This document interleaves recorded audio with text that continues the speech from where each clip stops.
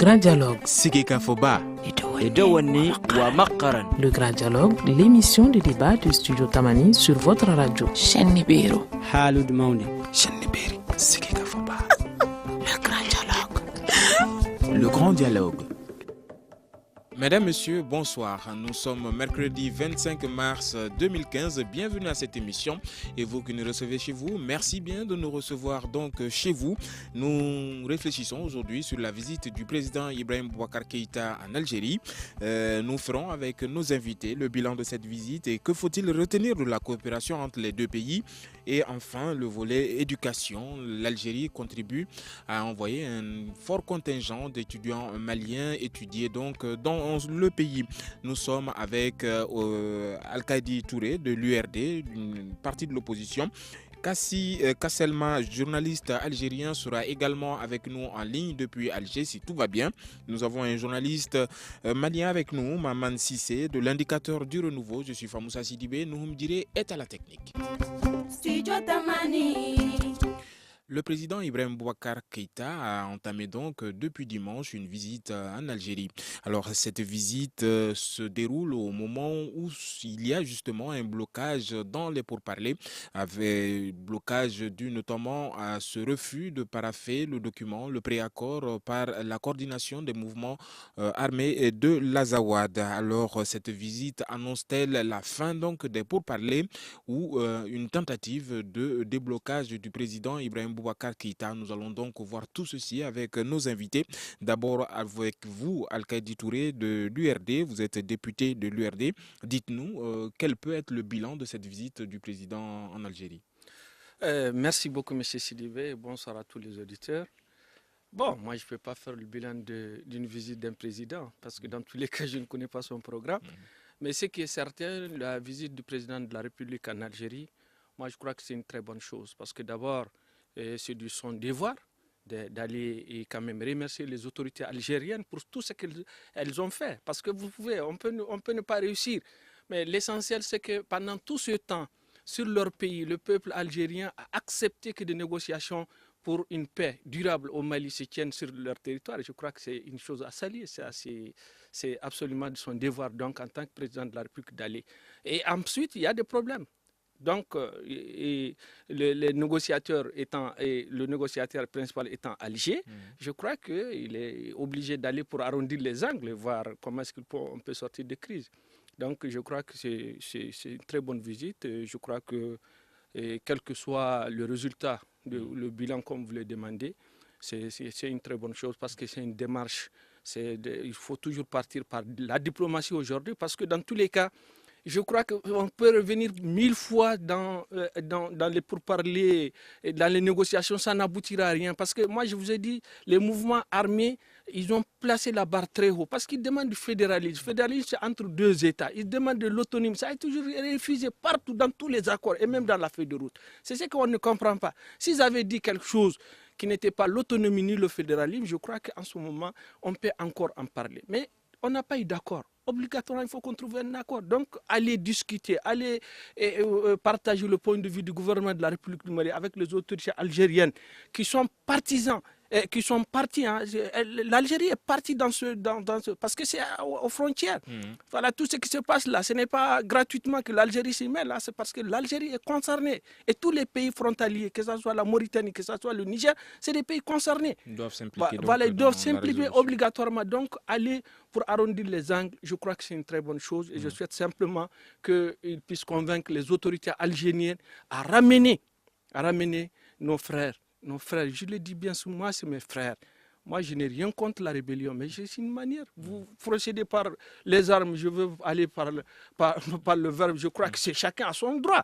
Mais c'est toujours ce que je vous ai dit. J'ai dit que chacun a sa manière de vouloir revendiquer. Mais il y a un temps pour toute chose. Aujourd'hui, il y a un moment, il faut un temps pour la revendication. À un moment donné aussi, il faut s'arrêter parce que le peuple qu'ils se réclament, qu'ils réclament être leur peuple, il est en train de souffrir aujourd'hui. Il faudra absolument qu'il y ait cet accord pour que les réfugiés retournent dans leur pays et qu'on revienne dans une vie normale. D'accord.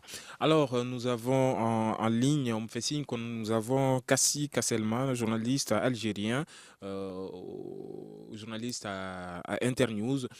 Bonjour, monsieur Kasselma. Alors, dites-nous comment est-ce que la presse algérienne commente cette visite du président Ibeka?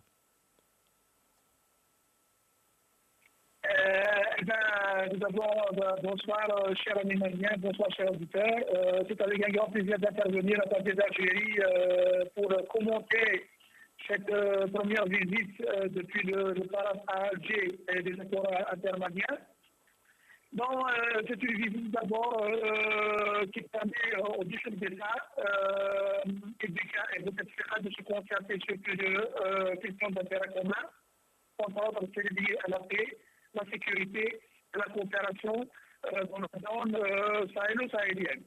Bon, d'abord, la paix et la sécurité sur lesquelles l'Algérie milite et œuvre pour leur réalisation dans cette zone est de nature à lui permettre de sécuriser ses frontières, de sécuriser le pays, de sécuriser les citoyens.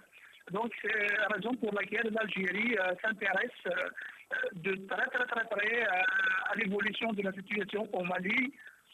Et l'Algérie travaille dans ce sens pour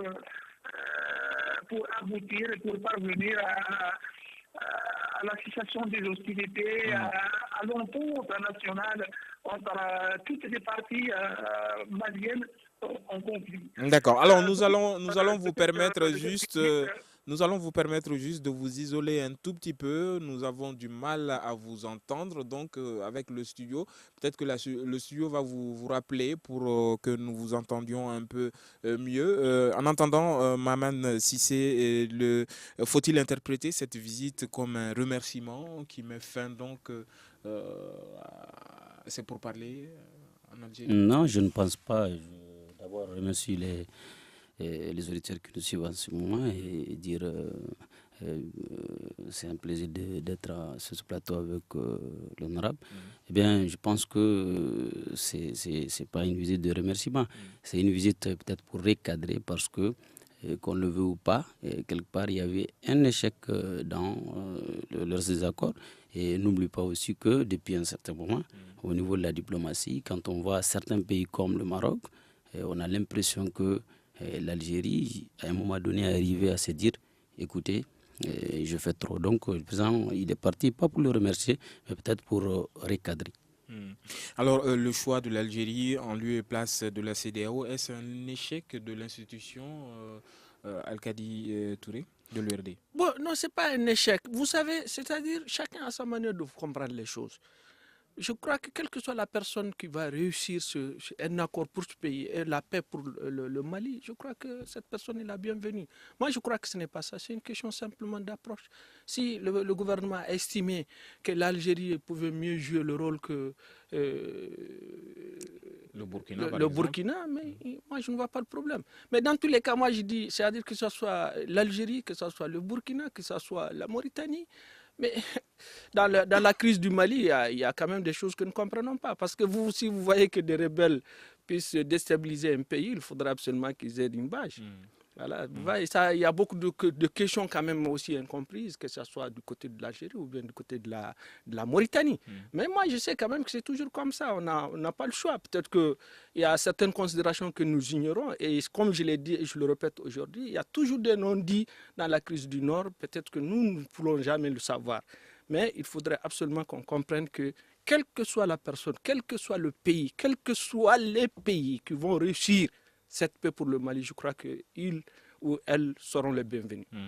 Alors, cette visite se passe au moment où le gouvernement malien et les groupes armés de la plateforme ont donc signé ce préaccord d'Alger. Et la signature, le paraphe donc de la coordination des mouvements armés de l'Azawad se fait toujours attendre. Alors, la visite du roi Mohamed VI au Mali, on se rappelle cette visite en grande pompe du roi a suscité beaucoup de débat. Et aujourd'hui, le président Ibrahim Boubacar Keïta se rend en Algérie. Est-ce que l'Algérie a gagné en autorité, je veux dire, dans la région? Et si cette visite n'était pas, ces négociations attribuées à l'Algérie n'étaient pas gagnées d'avance au début, est-ce que cette fois-ci, l'Algérie a eu raison de maintenir le dialogue avec Bamako pour s'emparer donc de cette négociation? Non, moi je pense qu'il est quand même important de citer le contexte dans lequel l'Algérie est rentrée dans le dossier. C'est vrai que c'est le voisin le plus stratégique, mais c'est vrai à un moment donné aussi de la situation. On a vu par exemple, c'est le président mauritanien qui est parti arracher de force un accord de cessez-le-feu. Hormis ça, il y a le fait qu'à un moment donné, le président malien, à sa demande, les groupes armés ont été récits par le Maroc. Mais on savait qu'il y avait l'Algérie qui était quand même l'épine dorsale, mais ces deux pays... On ne savait plus trop, hein, c'était soit le Burkina, soit l'Algérie ou bien le Maroc. De toute façon, ces deux pays, l'intervention de ces deux pays, à un moment donné, qu'on ne veut pas, a joué par rapport au poids que l'Algérie devait avoir dans ce dossier. Parce qu'à un moment donné, c'est quand même l'Algérie qui pouvait intervenir là où Mohamed, le président mauritanien est intervenu, ou bien les autorités mauritaniennes, parce qu'on voit ces derniers temps, les groupes armés étaient tellement présents du côté du palais royal au Maroc qu'on se demande est-ce que c'est pas aussi désormais de protéger de ce pays. Voilà. Alors, quelle peut être la position d'un pays comme le Mali entre ces deux voisins, ces deux grands voisins qui ne s'entendent pas, le Maroc et l'Algérie, Al-Kadi? Nous, ce que nous demandons tout simplement, que ce n'est pas un effet et que les gens comprennent qu'aujourd'hui, il s'agit de la vie des Maliens, il s'agit de la vie de la nation malienne. Et je crois que les querelles peut-être entre les pays, moi je ne dis pas qu'ils sont en querelle, peut-être je peux trouver un mot beaucoup plus souple, mais c'est que sur quels que soient les différends qui opposent ces deux pays, je souhaite simplement que ça n'ait pas une répercussion sur la paix au Mali. Parce que, vous voyez, c'est-à-dire il faudrait qu'on réussisse cette paix. Et il faudrait que chacun nous aide. Il faudrait laisser les autres conflits là. Ça, un jour, ils pourront pouvoir le traiter. Aujourd'hui, on est en Afrique. Les Africains doivent prendre leur destin en main. On n'a pas besoin chaque fois que c'est la communauté internationale qui vient pour régler des problèmes que nous pouvons régler. Parce que quel que soit ce qui peut nous opposer, aujourd'hui, on est sur le même territoire. On est obligé de nous entendre. Nous avons les mêmes frontières. Nous avons les mêmes problèmes. On est obligé à un moment de laisser tomber tous ces petits différends et de nous accorder sur l'essentiel. L'essentiel, c'est la sécurité. L'essentiel, c'est le développement. Et je crois que vraiment, je souhaite de tout mon vœu que, en tout cas, les rapports qui ne sont pas aussi bons en ces deux pays ne se répercutent pas sur ce qui se passe au Mali. Est-ce que vous avez l'impression qu'avec cet accord, avec le parachèvement donc de cet accord entre le gouvernement malien et les différents groupes armés dans le nord du pays, est en quelque sorte une victoire de la sous-région? Mais je crois que ce n'est pas la victoire de la sous-région, ce n'est pas la victoire d'un pays, c'est la victoire du monde entier. C'est tout le monde. Parce que quel que soit l'endroit, c'est-à-dire tout le monde a participé dans ce conflit. Et je crois que ce serait une réussite commune. Ce n'est pas un pays, ce n'est pas une sous-région, ce n'est rien d'autre que la réussite. Et si nous réussissons aujourd'hui, je crois que c'est bien fait pour nous. Il faudrait que les gens comprennent aujourd'hui qu'il n'y a pas eu d'accord. Quand il n'y a pas eu d'accord, on est obligé de négocier. Hein.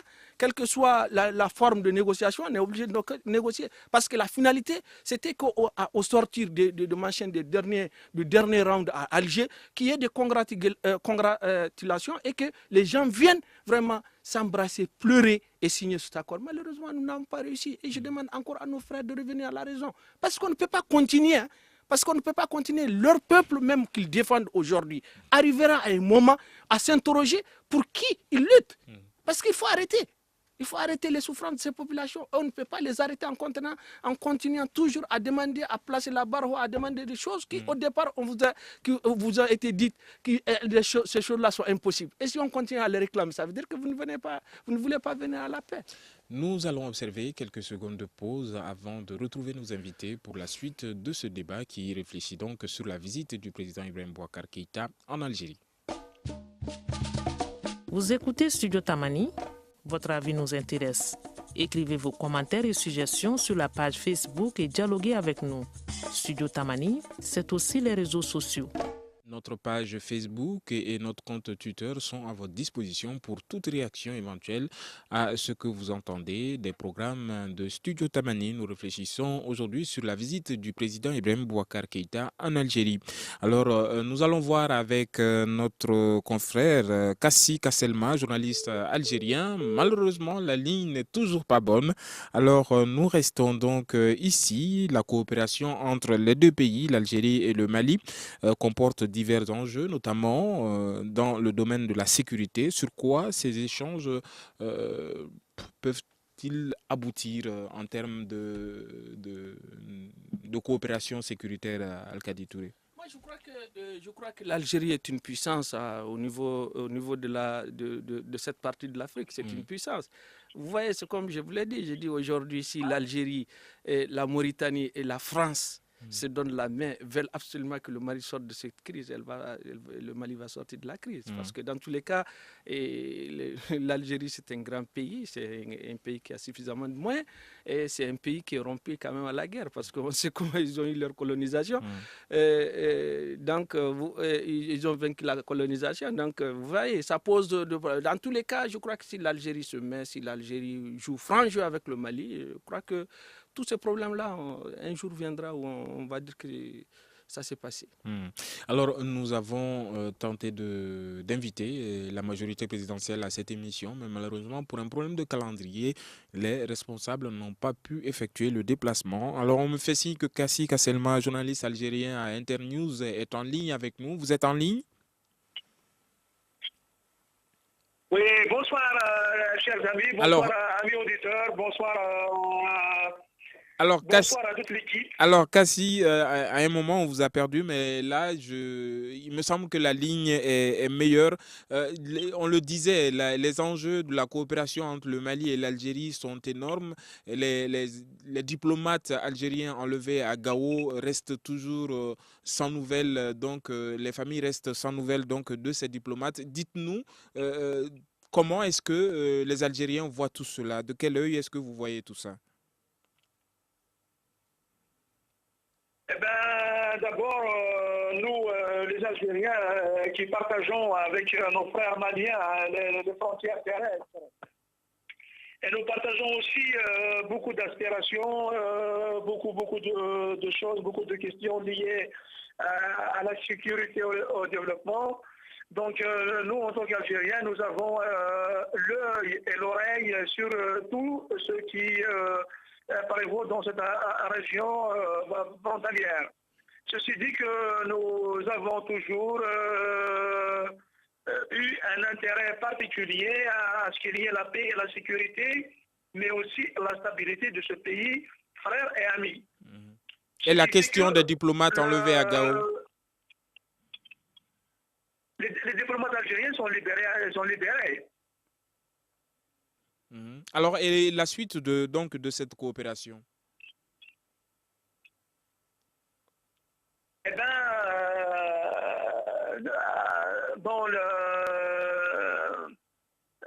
quand les diplomates étaient capturés à Gao, la partie algérienne n'a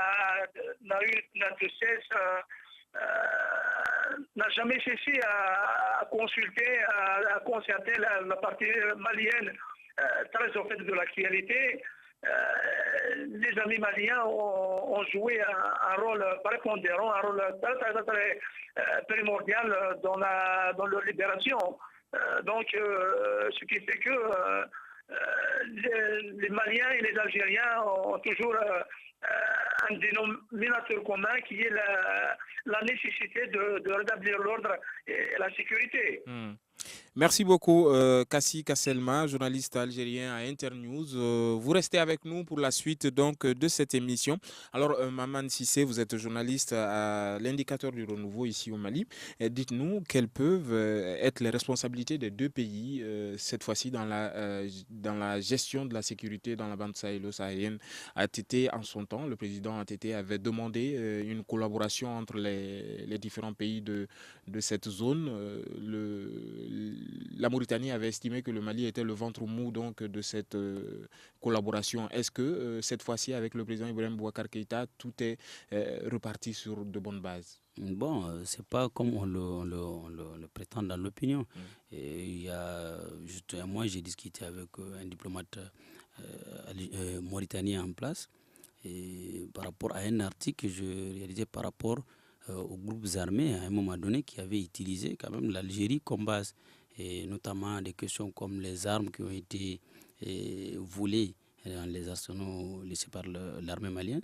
Eh bien, quand on voit véritablement au niveau diplomatique, on tente avec le président Keïta de faire en sorte que tout va bien. Sinon, quand on voit de fond, c'est vrai, quand on voit récemment même au niveau de la coopération militaire, il y a eu des opérations qu'on appelle l'opération Zekene, et qui a consisté à traquer des touristes au niveau de la frontière vers l'Éré et surtout la forêt du Ouagadougou. Quand on voit véritablement certaines questions de fond, on pense que le Mali et la Mauritanie doivent se rapprocher davantage. Eh bien, par exemple, les cas des réfugiés, il faut aujourd'hui connaître la situation véritable des réfugiés. Il y a aussi, en dehors des cas des réfugiés, il y a un grand nombre de communautés berbères qui viennent des régions du nord, notamment Tombouctou, je vais parler de Birabiche, et qui aujourd'hui sont entre deux feux, ceux qui veulent retourner et ceux qui en réalité ne peuvent plus retourner. Donc il y a ces questions.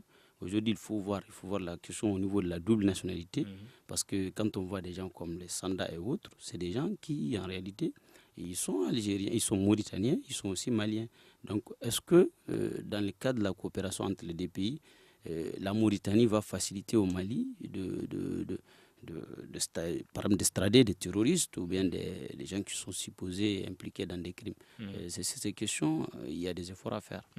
Alors, Al-Kadi Touré, vous êtes de l'URD, parti de l'opposition. Aujourd'hui, ces deux pays, est-ce qu'on peut connaître, envisager certaines questions concernant donc cette coopération entre les deux pays en termes de sécurité? Le Mali a longtemps été accusé d'être le ventre mou donc, dans cette zone.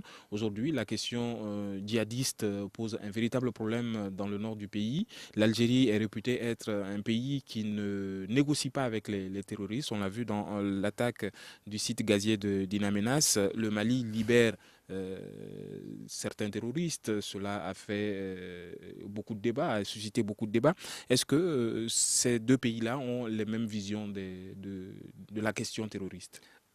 Ventre mou de la sécurité, moi je crois que c'est des questions d'approche seulement. Sinon, moi je veux simplement poser une question. La Mauritanie, l'Algérie, mais les rebelles se ravitaillent où? Mais déjà, moi je ne sais pas quelle coopération il peut y avoir plus que ça. Il faudrait absolument que ces pays refusent au moins que des groupes hostiles au Mali se ravitaillent sur leur pays. S'il y a coopération, je crois que c'est le premier événement qu'il faut éviter. De mon point de vue, parce que moi je ne sais pas, en tout cas je ne sais pas si la zone que ces rebelles-là sont en train d'occuper, il y a du pétrole là-dedans qu'ils sont en train de forer et mettre dans leur véhicule, mais je crois qu'il sera vitaille quelque part.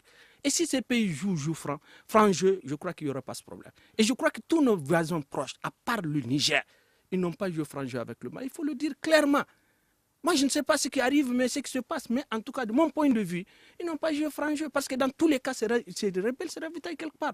Et moi, en tous les cas, moi, personnellement, je ne suis pas contre la rébellion en tant que telle.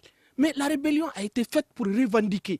La rébellion a été faite parce que pour eux, il y a des droits qui ont été violés. La rébellion a été faite pour le bien-être des populations. Mais il faudrait qu'à un moment, cette rébellion s'arrête et fasse le bilan au moins de ce qui s'est passé. Pour voir est-ce que nous sommes en train de continuer dans cette rébellion, ça va aboutir à quoi demain pour notre pays? Même s'ils ont un État qui doit se fédérer.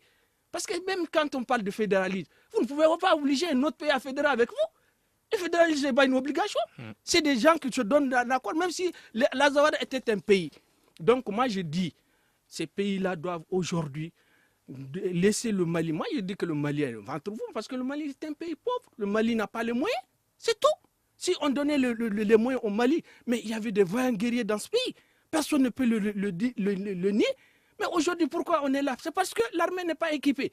Et l'armée n'a pas été, il n'y a pas eu de bonne formation. Aujourd'hui, si on revient au standard et qu'on forme bien l'armée, on lui donne les matériels. Je ne dis pas qu'elle va être aussi forte que l'armée algérienne qui a aussi plus de moyens. L'Algérie a plus de moyens que nous. Mais aujourd'hui, ces pays doivent tous jouer franc jeu et absolument faire une coopération franche et lutter contre le terrorisme. Parce que ce n'est pas comme ça qu'on va lutter contre le terrorisme. Moi, si on parle de non, bon, puisque ces gens-là, tout le monde a peur de moi, je crois que la peur, là, ça arrive à un moment où on n'a peur de personne. Et tout le monde sait que les djihadistes, là, se promènent entre l'Algérie et le Mali. Alors où sont tous ces avions-là, comment on appelle ça, leurs drones? Les drones ne les voient pas? Alors, Kassi Kasselma, vous êtes journaliste algérien à Internews. Dites-nous si la presse algérienne aussi estime, ou bien si l'opinion algérienne estime que les terroristes maliens ont comme base arrière l'Algérie ou la Mauritanie. Excusez-moi, je n'ai pas saisi bien la question. Est-ce que vous pouvez répéter? Est-ce que la presse algérienne ou l'opinion algérienne estime également que les bases arrières des terroristes maliens sont ces deux pays, l'Algérie et la Mauritanie?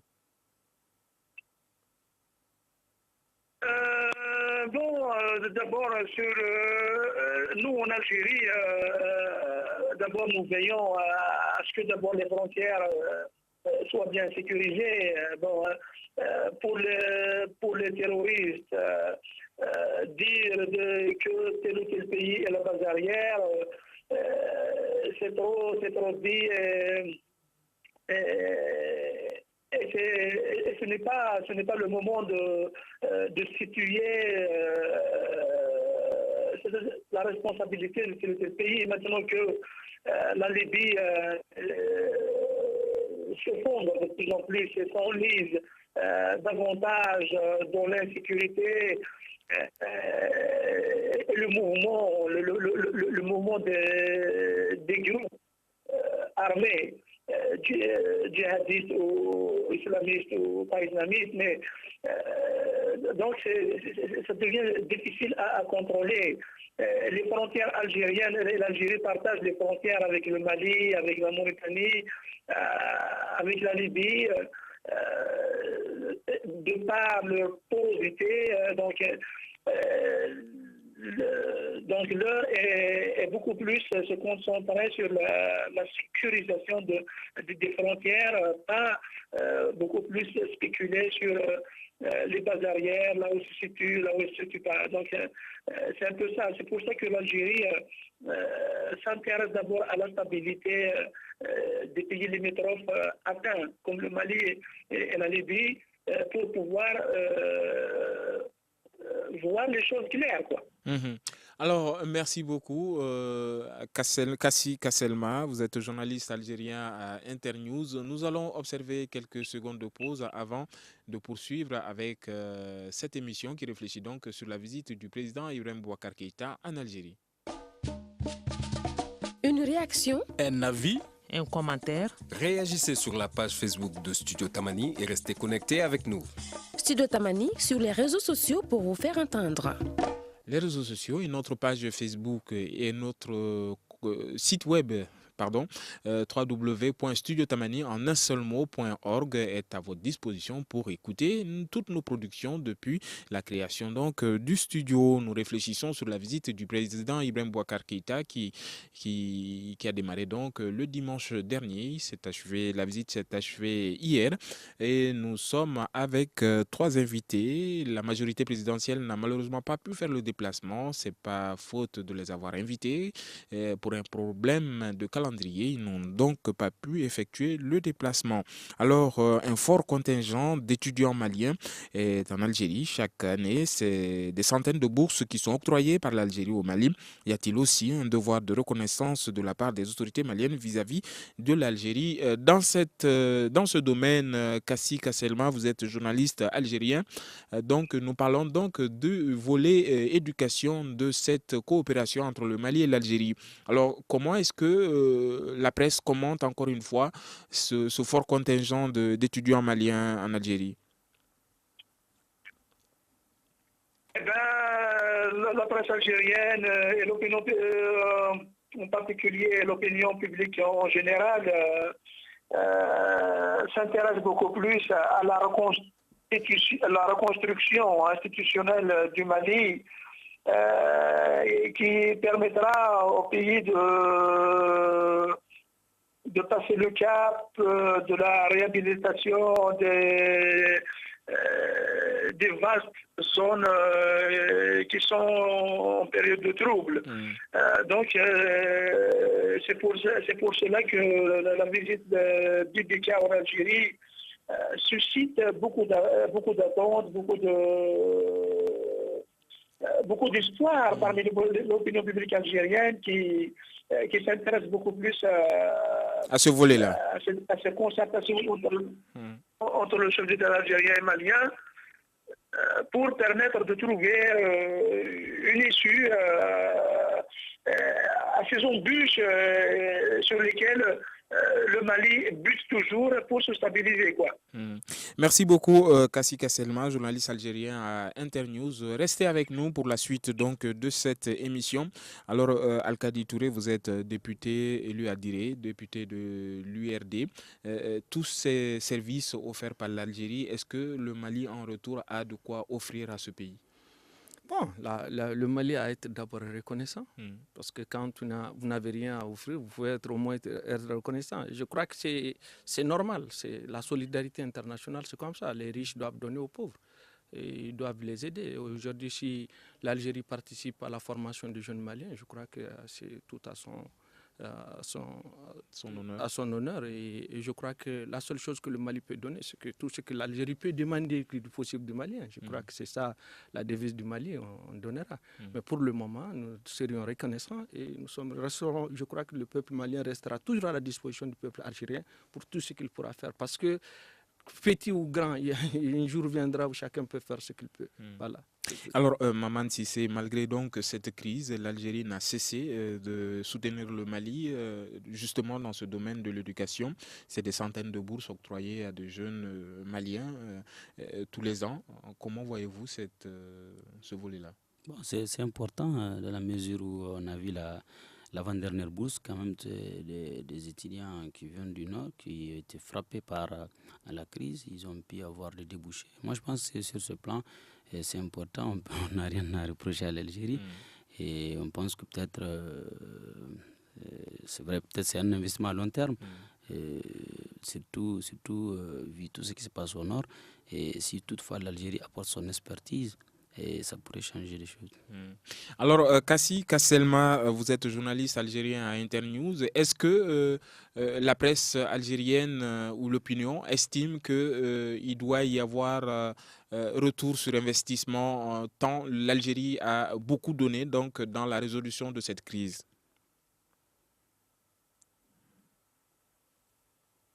Je n'ai pas compris votre question. Est-ce que l'Algérie attend quelque chose en retour de ses efforts pour la paix au Mali?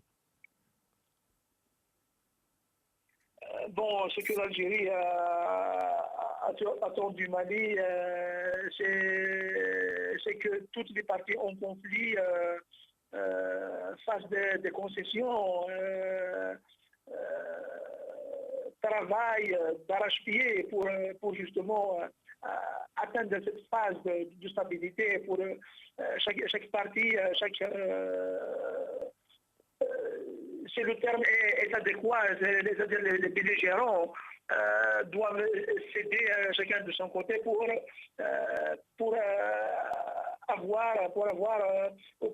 arracher cette paix combien est nécessaire pour la stabilité non seulement du Mali mais de toute la région. Alors, est-ce que vous pensez que suite au blocage qui est quand même inattendu de la part de la CEMA, provoqué donc par la coordination des mouvements armés de l'Azawad, est-ce que vous pensez que cette visite permettra de décrisper la situation?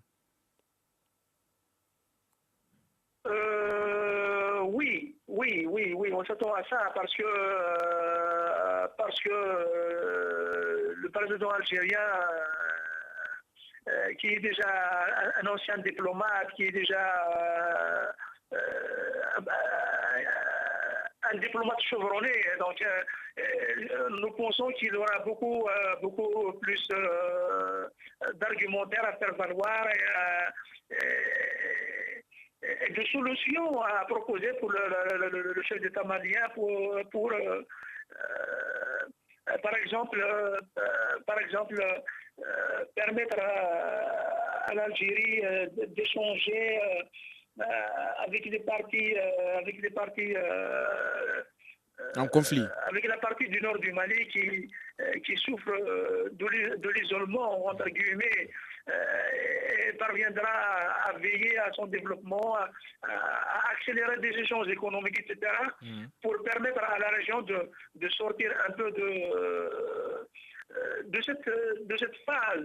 Et en ayant un développement économique, je pense que les Nord-Maliens, je pense qu'ils céderont d'un iota à leurs revendications que le Sud considère comme extrémistes, comme dures, c'est-à-dire ils demandent l'autonomie, le fédéralisme, etc. Donc, c'est des mots un peu qui ont un impact un peu dur sur l'opinion du Sud malien. Alors, les difficultés, c'est également au sud, c'est dans la région de Caille également que ça sévit. Nous allons voir avec Maman Cissé. Maman, on a fait le tour donc de la question, tous les volets que pouvait comporter cette visite du président en Algérie. On revient toujours à cette idée de base sur le blocage donc du paraphe du document, du préaccord signé entre le Mali et la plateforme. Aujourd'hui, est-ce que cette visite va décrisper la situation? Est-ce qu'elle va permettre de convaincre la CEMA de parapher ce document? Oui, déjà si on voit sur le terrain, il y a eu des concertations au moment où le président Ibrahim Boubacar Keïta était en Algérie. Il y a eu quand même des réunions secrètes entre les états-majors de différents groupes armés et qui pensent sincèrement que c'est quand même un déclic. Si on voit le président de la République lui-même, il sera parce que il faut le dire, Ibeka n'est pas parti en Algérie parce que tout simplement il veut rendre visite à Bouteflika.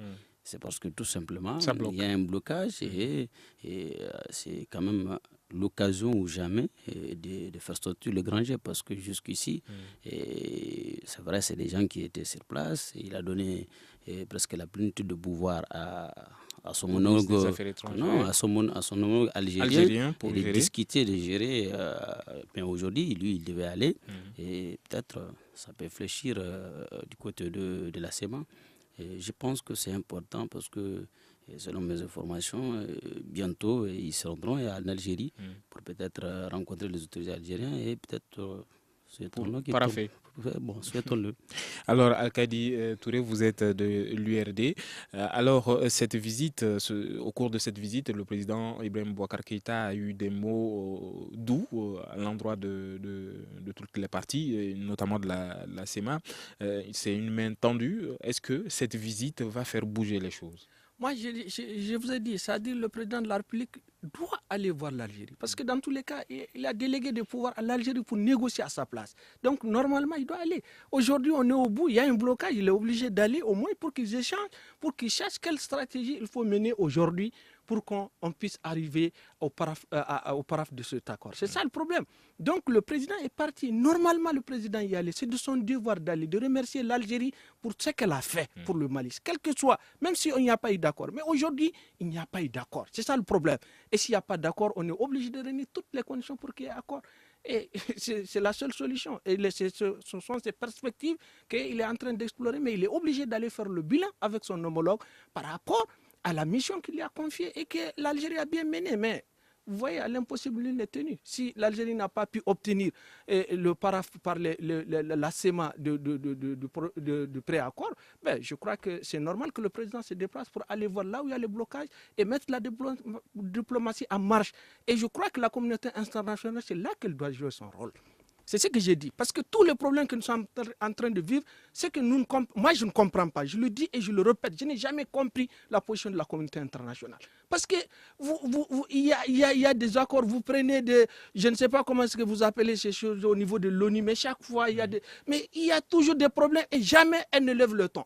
Mais ça ne peut pas aller. Il faudra aujourd'hui qu'on reconnaisse que c'est le Mali qui a tort ou bien que c'est les mouvements rebelles qui ont tort et qu'on les ramène à la raison. Parce que personne ne peut être au-dessus de cette communauté internationale et personne n'est plus fort que la communauté internationale. Donc aujourd'hui, la diplomatie doit être mise en marche et je crois que le premier diplomate, c'est le président de la République. Donc c'est de son devoir d'aller, de remercier l'Algérie, de remercier le peuple algérien et de voir ce qui n'a marché, ce qui n'a pas marché et qu'est-ce qu'il faut aujourd'hui envisager pour que ça marche et pour que la SEMA paraffe. Mais je crois que c'est de l'intérêt de la SEMA de paraffer. Parce qu'il faudrait au moins qu'il y ait une lutte et une finalité. S'il n'y a pas de finalité, ça ne sert absolument à rien parce que vous continuez toujours à dire que votre peuple a été opprimé. Et aujourd'hui, vous continuez à le maintenir dans cette oppression. Ça ne se comprend pas. Je crois que je ne comprends pas cette manière de lutter. Je crois que si vous avez fait des revendications, vous avez eu une moitié, mais je crois que prenez cette moitié et continuez à lutter. C'est ce que moi je comprends, c'est la bonne stratégie. Alors, Kassi Kasselma, vous êtes journaliste algérien, vous intervenez depuis Alger. Et dites-nous s'il y a eu des déclarations de la part du gouvernement algérien suite à cette visite du président malien. Bon, pour l'instant, c'est-à-dire c'est un communiqué laconique dans lequel l'Algérie encourage les parties en conflit à trouver des solutions, c'est tout. Donc, en quelque sorte, l'Algérie attend, c'est-à-dire pour s'exprimer, attend à ce que les parties s'entendent et trouvent un compromis à cette situation, à cet imbroglio. Donc, pour l'instant, il n'y a pas vraiment de communiqué dans lequel, parce que rien n'est encore palpable, rien n'est encore gagné d'avance, tangible dans cette situation. Alors, est-ce que l'opinion algérienne salue ce préaccord donc obtenu par la médiation, même si il n'est pas paraphé par la SEMA? Bien sûr que l'opinion algérienne, bien sûr, tous les Algériens saluent ces efforts et expriment avec fierté l'engagement du gouvernement algérien à trouver une solution à la crise malienne. Alors, Maman Cissé, comment est-ce qu'on peut prévoir l'avenir désormais avec cette visite? Tout dépend du contenu que d'abord les autorités maliennes donnent d'abord au préaccord, ou appelez-le comme vous voulez, et le reste, ça viendra. Je pense que à un moment donné, il faut que l'État du Mali prenne ses responsabilités, parce que c'est vrai, les groupes armés, ils ont perdu, qu'on ne le veut pas, ils ont perdu, mais quelque part aussi, ils ont gagné. Et je pense qu'à un moment donné, c'est à l'État de prendre ses responsabilités. Et si la SEMA ne signe pas, il ne faut pas continuer à rester dans ce blocage. Il faut, comme l'a dit l'honorable, moi je pense qu'il faut mener des lobbies. Et moi, ce qui me dérange dans cette affaire, c'est que chaque fois, quand ça ne va pas, les groupes armés ils se retirent. Mais le gouvernement malien ne s'est jamais retiré. Il dit, bon, écoutez, ça ne va pas. Je pense qu'à un moment donné, il faut qu'au niveau de la diplomatie, à l'extérieur du Conseil de sécurité des Nations Unies, que le Mali aussi essaie de bouger. Alors, c'est donc la fin de cette émission. Nous arrivons à la fin des 45 minutes octroyées donc à cette émission. Merci à nos différents invités, Kassi Kasselma de Internews, journaliste algérien. Merci infiniment pour vos éclairages. Al-Kadi Touré de l'URD, député élu à Diré, si je ne me trompe, était là également. La majorité, malheureusement, n'a pas pu faire le déplacement pour un problème de calendrier. Maman Cissé du renouveau, de l'indicateur du renouveau, était également là avec nous. Merci à vous, messieurs, pour votre disponibilité. Je suis Famoussa Sidibé. Nouhoum Diré est à la technique. Le débat réfléchissait donc sur la visite du président Ibrahim Boubacar Keïta en Algérie. Ousmane Diadje Touré m'a aidé à réaliser cette émission. Salim Djouara était à la régie vidéo. Nous vous disons à vendredi, car demain c'est chômé. En reconnaissance au 26 mars 92. Donc, merci à vous pour votre disponibilité. Nous vous disons à vendredi. Bonsoir. Le Grand Dialogue. Le Grand Dialogue, l'émission de débat du Studio Tamani sur votre radio.